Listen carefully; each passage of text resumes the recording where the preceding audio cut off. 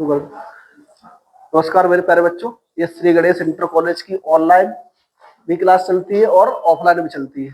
पहले एक बार इन्हें ऐसा करो, दिखा दो, तब हम पढ़ाएंगे भारत में नदी तंत्र। और सबको दिखा दो, एक भी बच्चा छूट दे जा धीरे से, और हाथ नहीं उठाए कोई, ठीक है।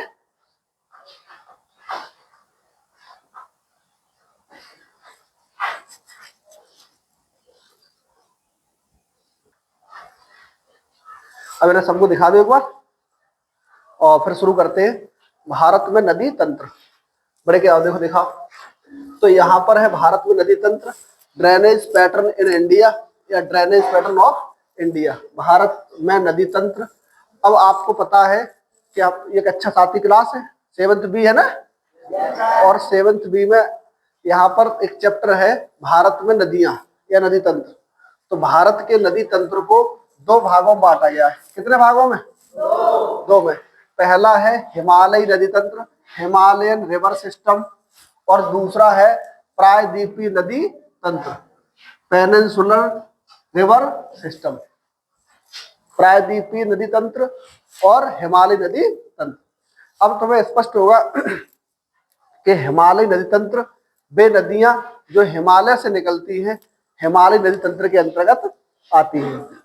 और वे नदियां जो कर्क रेखा के दक्षिण में प्रायद्वीपीय भारत से किसी पठार से या किसी ग्लेशियर से निकलती हैं। पठार का मतलब यहाँ जो पर्वत 3 किलोमीटर से ऊपर होगा या 2000 किलोमीटर से 2000 मीटर से ऊपर होगा, वो क्या होगा?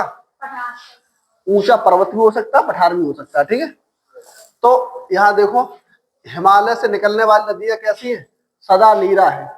सदा नीरा का मतलब होता है इनमें हमेशा पानी रहता है। ये नदी पूर्णतः सूखती नहीं है, क्योंकि ये ग्लेशियर से निकलती है। किससे निकलती है? ग्लेशियर। ग्लेशियर को हिंदी में हिमनद कहते हैं, हिमनद कहते हैं, ग्लेशियर कहते हैं। और ये मोस्टली नदियां जो हिमालय नदियां हैं वो किसका निर्माण करती हैं? डेल्टा का। हमने आपको बताया था इतिहास में डेल्टा शब्द का सबसे पहली बार प्रयोग किसने किया था, तो आपने आंसर दिया था हेरोडोटस। हेरोडोटस ये इसने नील नदी के डेल्टा को देखा था पहली बार, और नील नदी के डेल्टा को देख करके इसने क्या नाम दिया था? इसने कहा था कि ये डेल्टा जैसा दिखता तो डेल्टा ही है, डेल्टा जैसा दिखता तो क्या डेल्टा है। और हेरोडोटस को इतिहास का पिता, इतिहास का पिता, फादर ऑफ हिस्ट्री कहा जाता है। फादर ऑफ हिस्ट्री, इतिहास का पिता कहा जाता है, ठीक है। हेरोडोटस ने नील नदी के डेल्टा को देख करके या उसके आकृति को देख करके किसका नाम दिया था? डेल्टा शब्द दिया था। इतनी बात समझ में आई? तुमसे कोई पूछेगा डेल्टा शब्द किसने दिया?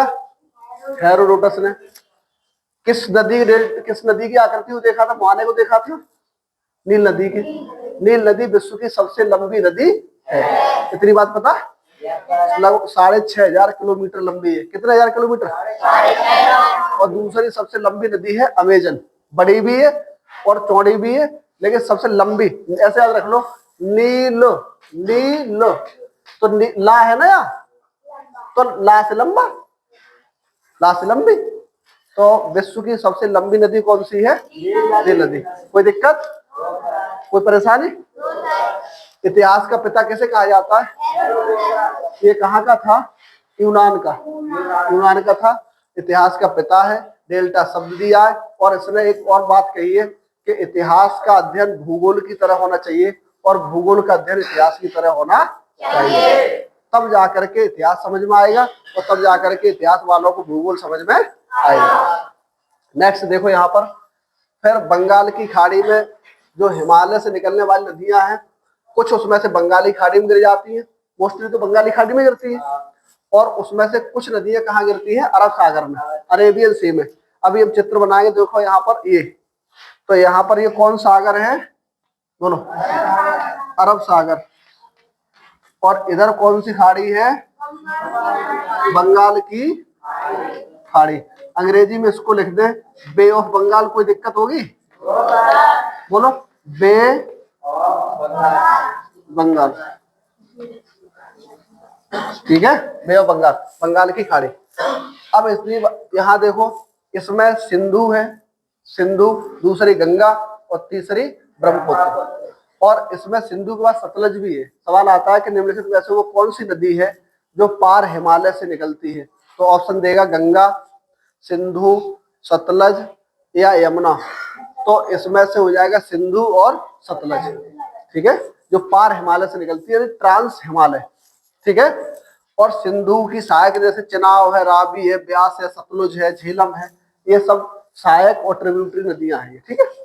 गंगा की सहायक सबसे बड़ी नदी कौन सी है? यमुना। और यमुना की सहायक नदियां कौन सी? चंबल, सिंध, बेतवा, कैन। चंबल, सी से चंबल कर लो, चंबल, सिंध, बेतवा, कैन। चंबल बोलो, सिंध, बेतवा, कैन।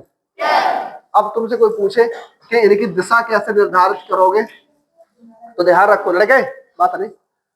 तो चंबल इधर पश्चिम में है, तो पश्चिम से पूर्व क्रम लगाओ या पूर्व से पश्चिम क्रम लगाओ, चाहे जैसे पूछेगा आप बता लोगे।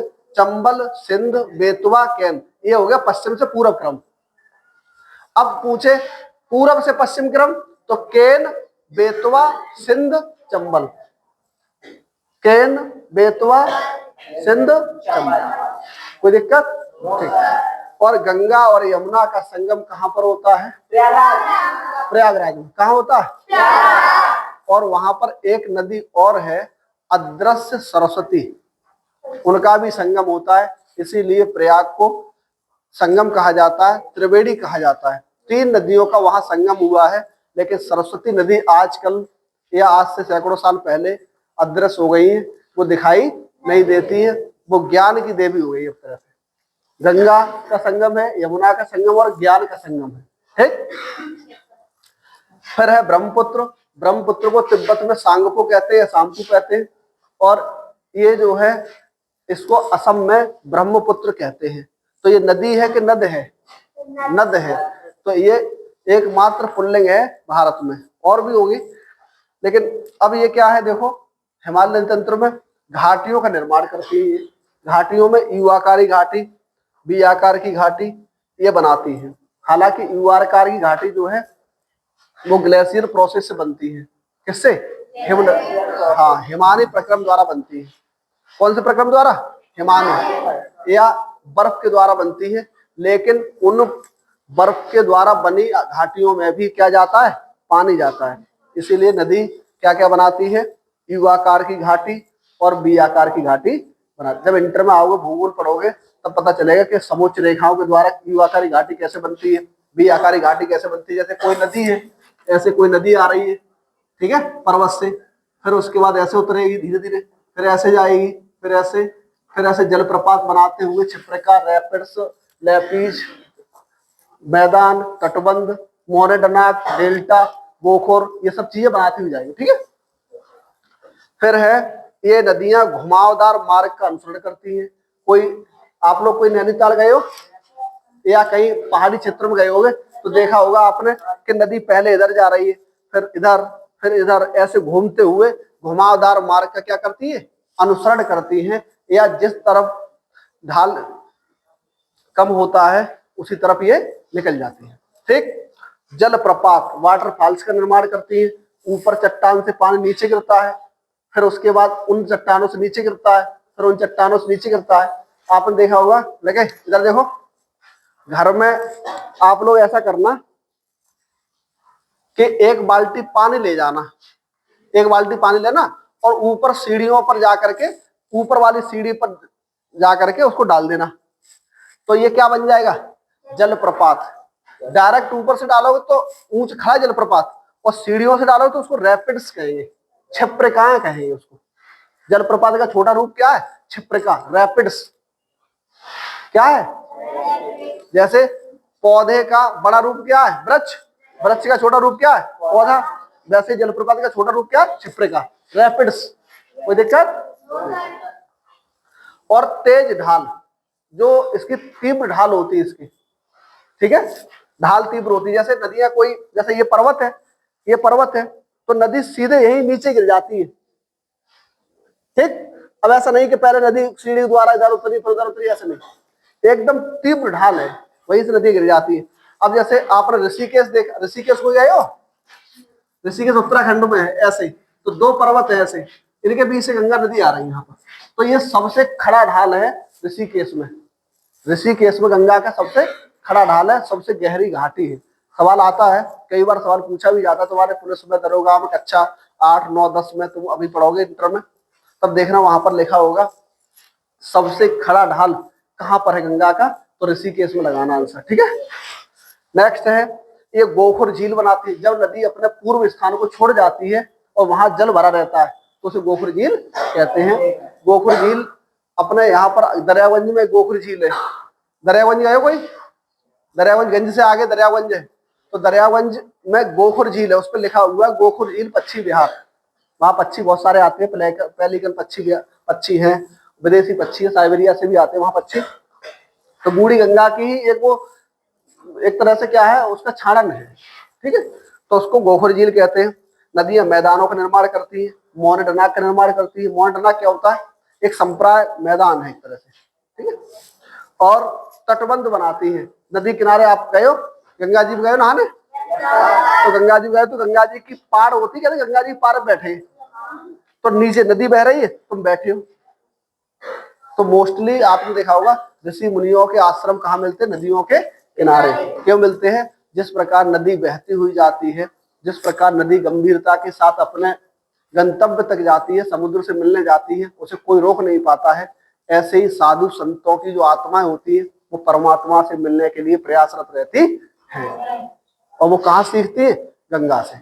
ठीक है, नदियों से। नदियों में गहरापन होता है, अपने से मिलने के लिए वो तब तक नहीं रुकती हैं जब तक प्राप्त नहीं कर लेती है। लेकिन यहीं पर एक मेजर पावेल हुए हैं, अमेरिकी भूगोलवेत्ता है। कौन? Major Powell. इन्होंने कहा था कि नदियां कब तक बहेंगी। आपसे कोई पूछे नदी कब तक बहेगी, तब आप बताओ नदियां तब तक बहेंगी जब तक वे अपने आधार तल को प्राप्त नहीं कर ले। आधार तल का मतलब क्या होता है? समुद्र जितना गहरा है उतना ही गहरा मैदानों कर देंगे। देखा आपने, नाले चौक हो जाते हैं बरसात ऋतु में, नाले चौक हो जाते। तुम्हारे घर की नाली और गली का नाला बराबर हो जाते लेवल पर। क्यों? क्योंकि उसका लेवल और तुम्हारी नाली का लेवल बराबर हो गया। तो नाली तुम देखा हो गली में पानी भर जाता है, फिर छम छम करते हुए ऐसे निकलोगे, निकलते। और कुछ बच्चे क्या करते, क्या उसी में नहाते हैं। बहुत सारे बच्चे नहाते, देखो सोरो गेट पे अपना देख लो, वहां नहाते हैं। इतनी बात समझ में आई? तो नदी जब तक अपने आधार तल को प्राप्त नहीं कर लेगी तब तक बहती रहेगी, तब तक बहती रहेगी। ठीक, अगला अब है यहां पर हम लोग आते हैं प्रायद्वीपीय नदी तंत्र, पेनिनसुलर रिवर सिस्टम। यहाँ पर क्या, ये नदियां मौसमी होती हैं। अब मौसम जब बरसात का आता है तभी इन नदियों में पानी होता है, बकाया ये नदियां सूख जाती हैं। ठीक है, मोस्ट नदियां सूख जाती है दक्षिण भारत की। डेल्टा और एस्टरी का निर्माण करती है, डेल्टा बनाती है और एस्टरी बनाती है। डेल्टा शब्द किसने दिया? हेरोडोटस ने। कौन सी नदी को डेल्टा को देख करके, मुहाने देख करके? नील नदी। ठीक है, और एस्टरी क्या होती है? जब नदियां चट्टानी भागों से प्रभावित होती हैं तो अपने साथ बहुत सारा सैंड, सिल्ट, क्ले, पेबल, गोल ये बहाकर नहीं लाती है। क्या होता है? वो चट्टानी भागों से प्रभावित हुई है और नीचे जैसे ही डाले समुद्र तो झाग होगा, तो झाग को ही क्या कह देते हैं? एस्टरी कह देते हैं। ठीक है, हमने बताया था एक बार, कहानी सुनाई थी कि जब डेल्टा तब बनता है जब तुम अपने ससुराल जाओ या कहीं नानी घर गए, नानी बहुत खिला पिला दी, रात में तो उल्टी हो गई, तो वहां उल्टी पलट दी, बताया था। तो वो क्या हो गया? वो जमा हो गया वो डेल्टा। और जमा नहीं हुआ, यहां से गए भूखे गए तो सोचे नानी घर खा ले, नानी ने कुछ खिलाया नहीं, और रात में तुम्हें एक लोटा पानी और पिला दिया, फिर तुम्हारा उल्टी गई तो झागे तो निकलेगा, तो वो हो गया ऐश्वर्य। बस यार समझ लो, पहले समझने तरीके ये है। जब नदियां अपने साथ खाती पीती सैंड, सिल्ट, क्ले, मड, पूंछ और गूंदर और ये जितने भी मरे हुए पशुओं को बहाकर ले जा करके नदी में छोड़ देती है, समुद्र के मुहाने पर छोड़ देती है अपने मुहाने पर, तो वो डेल्टा बन जाता है। और जब कुछ खा के नहीं जाती, चट्टानों से प्रभावित होती है, तो वहां पर झाग करती है, तो उसे ही एस्टरी कहते हैं। ठीक है, जैसे नर्मदा और ताप्ती एस्टरी बनाती है, डेल्टा नहीं। गंगा डेल्टा बनाती है, और गंगा का डेल्टा कैसा है? बोलो, चापाकार। कैसा है? चापाकार। और दूसरा एक सवाल और आता है, गंगा का डेल्टा मोरीबंद डेल्टा है। कैसा डेल्टा है? मोरीबंद, मोरी बन जाती है, नाली बन जाती है। ये सवाल आया था एक बार। तो गंगा का डेल्टा कैसा? मोरीबंद डेल्टा है या चापाकार डेल्टा है। नील नदी का भी चापाकार है। मिसिसिपी अमेरिका की जो नदी है उसका ये क्या क्या लग रहा है? ये पंजा लग रहा है, नहीं लग रहा है? पक्षी पंजाकार डेल्टा है। ये लगता है कि पक्षी का कोई पंजा रखा है बड़ा सा, ठीक है। तो मिसिसिपी मिसौरी का डेल्टा है पक्षी पंजाकार। इनको दिखाओ एक बार और, दिखा दो चंगू मंगू को। तो पक्षी पंजाकार डेल्टा है मिसिसिपी मिसौरी का। कोई दिक्कत? हाँ। और गंगा नदी डेल्टा कैसा? मोरीबंद और चापाकार है। कोई दिक्कत? ठीक। डेल्टा शब्द किसने दिया? हेरोडोटस ने। इतनी बात समझ में आ गई? आगे बढ़ते हैं। फिर यहाँ पर हमने देखो अरेबियन सी बनाया, यहाँ बीओबी बनाया। बीओबी का मतलब बे ऑफ बंगाल, अरेबियन सी का मतलब अरब सागर। अरब सागर पश्चिम में और पूर्व में बंगाल की खाड़ी, दक्षिण पूर्व में, ठीक है। अगला, ये निश्चित और निर्धारित मार्ग पर प्रवाहित होती है। दक्षिण भारत की नदियां हैं यहाँ पर। अब देखो दक्षिण भारत की नदियां, जैसे यहाँ पर ये है गोदावरी। कौन सी नदी? गोदावरी। यहाँ लिख लो, नोट कर लो, गोदावरी महाराष्ट्र के त्रयंबक नामक स्थान से निकलती है। त्रयंबक माने 3 आंखों वाले। 3 आंखें कौन से भगवान की? शंकर जी के। बोलो सही बात है। त्रयंबक कहा जाता है। एक आंख भगवान शिव की यहाँ पर है ऐसे, तभी कहते हैं त्रिनेत्र। त्रिनेत्र, ठीक। तो गोदावरी, और गोदावरी के नीचे यहीं पर एक नदी है जिसका नाम है कृष्णा। क्या नाम है? ये कृष्णा नदी है, महाबलेश्वर से निकलती है। फिर उसके बाद यहाँ एक नदी और है, ये बड़ी नदियों में शुमार है, जिसका नाम है कावेरी। कावेरी 4 जलप्रपातों का निर्माण करती है। कितने प्रपातों का? 4। जिसका नाम है राजा रॉकेट रोरर दाम से बना है गरसोपा जलप्रपात या जोग जलप्रपात। राजा रॉकेट रोरर दाम, ठीक है। ये कावेरी नदी बने हुए हैं। और शिव समुद्रम जलप्रपात भी कावेरी नदी पर बना हुआ है। कोई दिक्कत?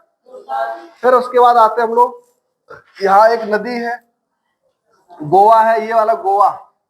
जब तुम्हारे पास बहुत पैसा हो जाए, नौकरी लग जाएगी, तुम्हारे दरोगा बन जाओ, आईएएस बनोगे, पीसीएस बनोगे, तो तुम क्या है, गोवा घूमने जाओ। कहाँ जाओगे? गोवा। तो गोवा में 2 नदियां हैं, एक है मांडवी, कौन सी बोलो? और एक है जुआरी। कौन सी? हाँ, 2 नदियां हैं गोवा में, मांडवी है और जुआरी है। फिर उसके बाद यहाँ पर है एक नदी, ये माही नदी है। माही नदी कर्क रेखा को कितने बार काटती है बोलो? कितने बार काटती है? यहाँ क्या लिखा है? माही नदी कर्क रेखा को कितनी बार काटती है? भूमध्य रेखा 2 बार। कौन सी नदी काटती है? नहीं, भूमध्य रेखा दक्षिण में जाओगे। अब तुझसे कोई पूछ लेगा, ऐसे सवाल हम दे दें यहाँ पर। यहाँ देखो, ये भूमध्य रेखा, इधर देखो पहले, ये कर्क रेखा। तो कर्क रेखा को भारत में माही काटती है, अफ्रीका में कांगो काटती है, और यहाँ है मकर रेखा। तो मकर रेखा को अफ्रीका में ही एक नदी काटती है, इसका नाम है लिम्पोपो। क्या नाम है? लिम्पोपो। तो यहाँ लिख लो, चाहे नोट कर लिएगा तुरंत। यहाँ कांगो या जायरे, कांगो या जायरे, और यहाँ पर है लिम्फोफो। लिम्फोफो, लिम्फोफो ध्यान रखना। कर्क रेखा को काटने वाली नदी माही, भूमध्य रेखा को काटने वाली नदी कांगो, और मकर रेखा को काटने वाली नदी लिम्फोफो। दिक्कत है कोई? हाँ, ठीक। अब हम यहाँ पर आते हैं, एक नदी है लूनी नदी। कौन सी नदी? लूनी नदी, जो कच्छ के रण में आकर के विलीन हो जाती है। जो कच्छ के रण में आकर के क्या हो जाती है? विलीन हो जाती है। बात नहीं? वीडियो चल रहा, बात क्यों कर रहे? तो यहाँ पर लूनी नदी है। लूनी नदी एक लवड़ी नदी है। कैसी नदी है? लवड़ी नदी है। और लवड़ी नदी का मतलब होता है जिसमें नमक की मात्रा अधिक है, या ये ऐसे कह लो, इसमें नमक ज्यादा है, साल्ट ज्यादा है, खारे पानी नदी है। और ये अजमेर के नाग पहाड़ी से निकलती है। कहाँ से निकलती है? और यहाँ कच्छ के रण में जाकर के विलीन हो जाती है। ये गंगा यमुना चंबल सिंध बेतवा केन या सोन है, बात नहीं सोन। और यहाँ पर अभी बहुत सारी नदियां हैं, तो ये नेक्स्ट पार्ट में हम लोग बात करेंगे, कल बात करेंगे। जय हिंद जय भारत।